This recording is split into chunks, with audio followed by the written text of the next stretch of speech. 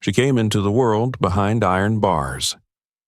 In the winter of 1771, deep within the heart of Constantinople, the city of empires, a young Greek woman gave birth in a dark, cold Ottoman prison. Her name was Scevo Panotsis.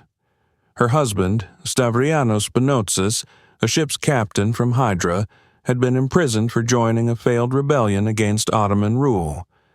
And the newborn child, the one born into captivity, would grow up to become one of the most feared women of the Aegean. Her name was Laskarina Bouboulina. Her father died soon after her birth. Scevo, now a widow, returned home to Hydra with her infant daughter, carrying not just her husband's memory, but his dream of a free Greece. 4 years later, they moved to the island of Betses, a place alive with the rhythm of shipbuilding, trade, and whispers of rebellion. There, Scevo remarried a sea captain, and it was in this house filled with sailors, maps, and the scent of salt and pine that Laskarina's soul began to take shape. While other girls learned to weave, she learned to read the wind. While mothers told fairy tales, she listened to stories of storms, pirates, and glory on the high seas. Her stepfather encouraged her curiosity, teaching her about trade routes, ships, and navigation. And beneath it all grew a quiet, burning hatred for the empire that had imprisoned her father, taken her freedom, and ruled her homeland. From her first breath, she had been a prisoner.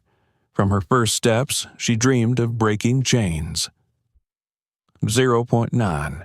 Laskarina Bouboulina was born in captivity, but the sea, vast, untamed, and free, would soon become her destiny. Where 1.5. She came into the world behind iron bars.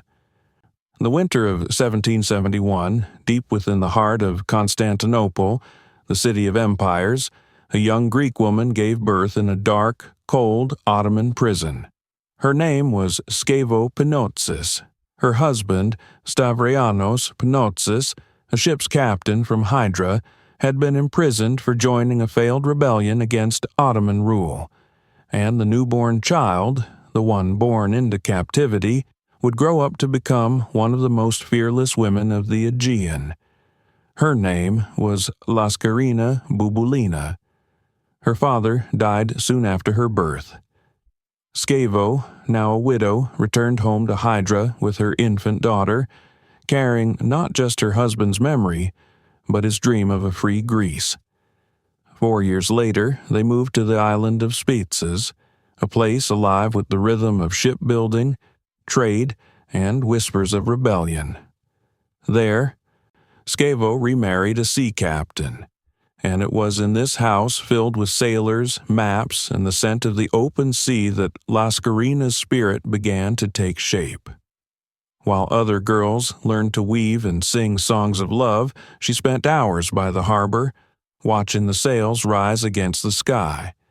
She listened to the stories of storms, pirates, and brave men who defied the Ottoman ships. Her stepfather, seeing her curiosity, did not silence it. He taught her about ships, trade routes, and the art of sailing, the lifeblood of every islander who called the Aegean home.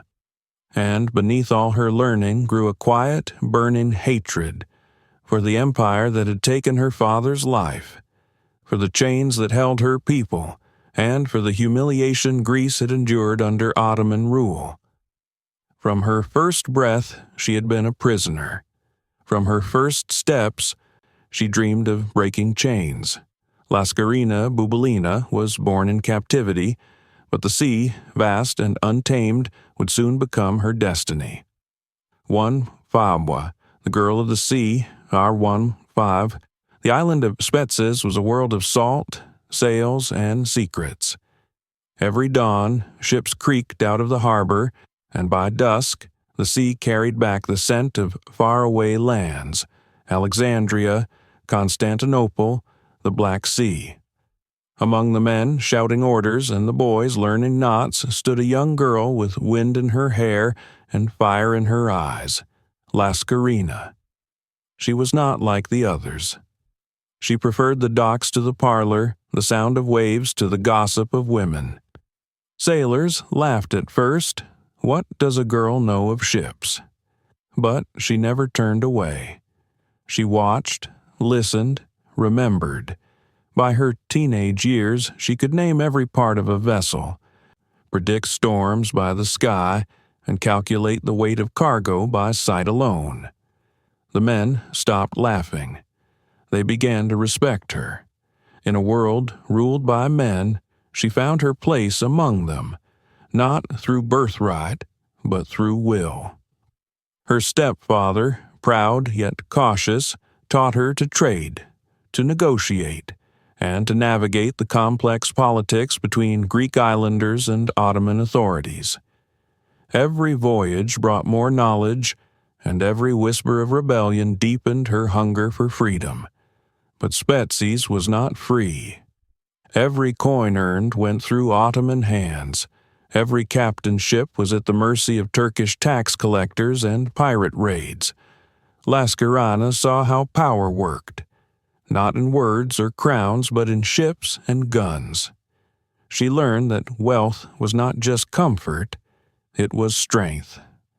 And, though she was still young, she swore to herself, "One day I will command ships of my own, and I will use them not for trade, but for freedom." What no one knew then was that her promise would change the course of Greek history, because on that quiet island, beneath the sound of the waves, a storm was gathering, and at its heart was a woman who refused to kneel. Mwantoinvab, widow of the sea, Mwantoinvab.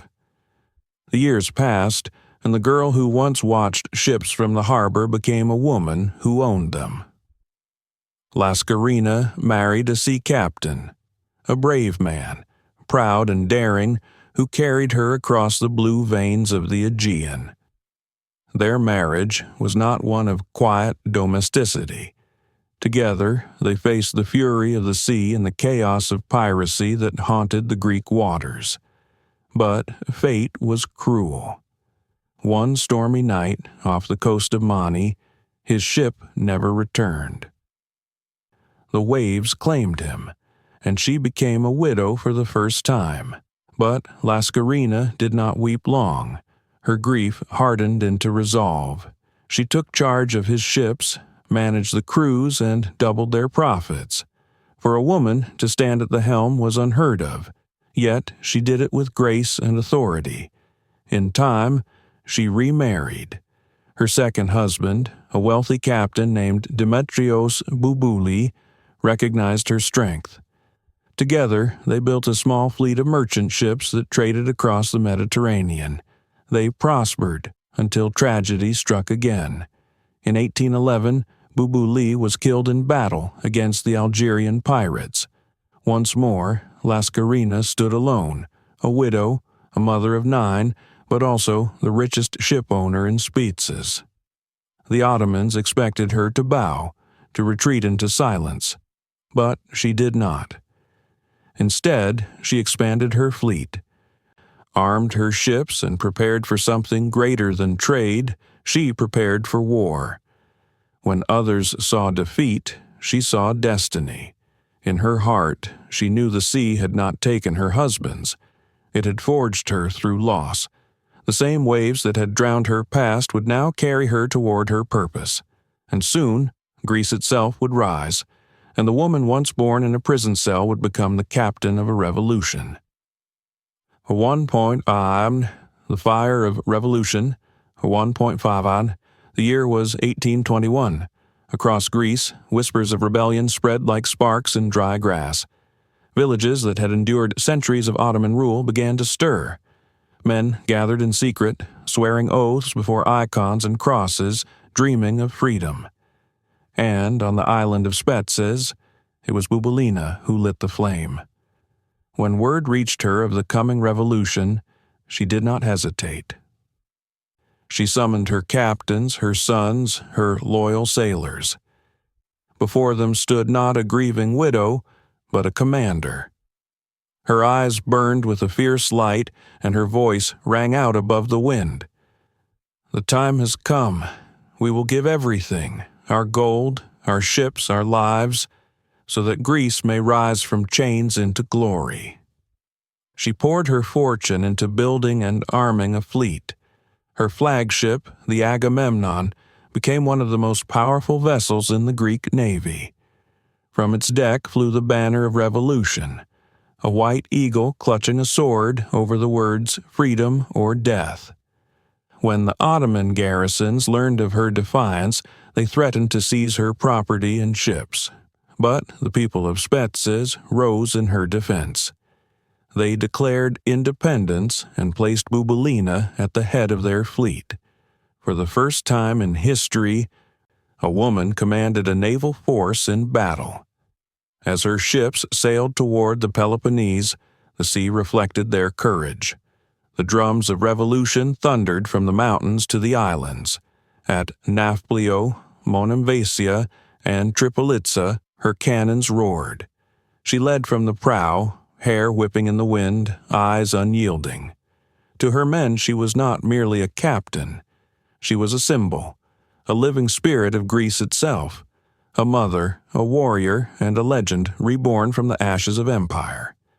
When the smoke cleared over the Aegean, every sailor knew the name that would echo through history: Bouboulina, the lioness of the sea.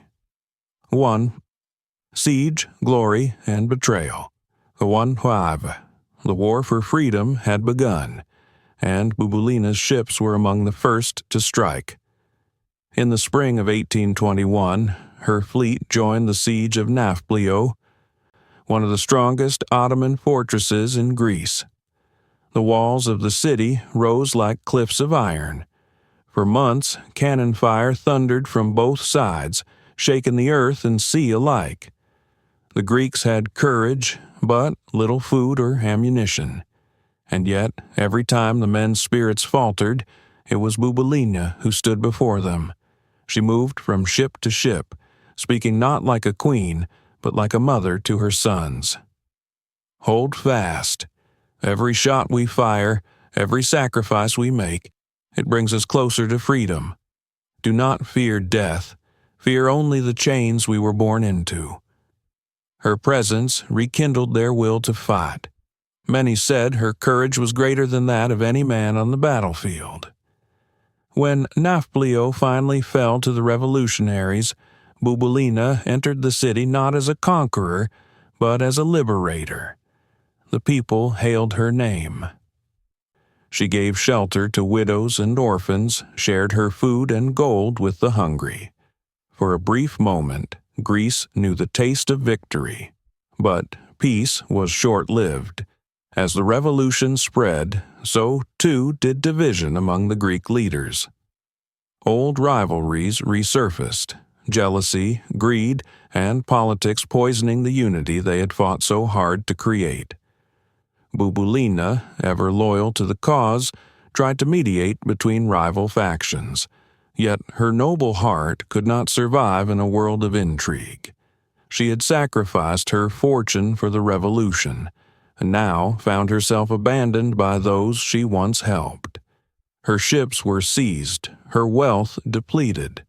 Once hailed as the lioness of the sea, she was left to live quietly in Spetses, her fire dimmed but her spirit unbroken. Still, even in her solitude, she remained a legend. The woman who had dared to command men, defy empires, and change the destiny of a nation.